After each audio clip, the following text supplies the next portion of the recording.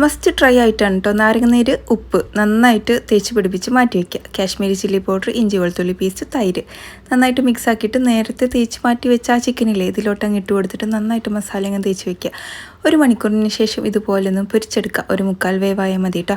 പിന്നെ ചട്ടി ഒഴിച്ച് കൊടുത്ത് പട്ട, ഗ്രാമ്പു, ഏലക്ക, വലിയ ഉള്ളി, ഉപ്പ് ഇട്ട് നന്നായി വഴറ്റിയിട്ട് എടുക്കണം. പിന്നെ ഇഞ്ചി വെളുത്തുള്ളി പേസ്റ്റ്, ഷെസ്വാൻ സോസ് എന്നിവ ചേർത്തിട്ട് മഞ്ഞൾപ്പൊടി, മുളക് പൊടി, പിന്നെ കുരുമുളക് പൊടി, ജീരകപ്പൊടി, ചെറിയ ജീരകപ്പൊടി മതി കേട്ടോ. വലിയ ജീരകപ്പൊടി ആയാലും കുഴപ്പമൊന്നുമില്ല. പിന്നെ ഹണി ചേർക്കാൻ താല്പര്യം ഇല്ലാത്തവർക്ക് പഞ്ചസാര ചേർക്കാം കേട്ടോ.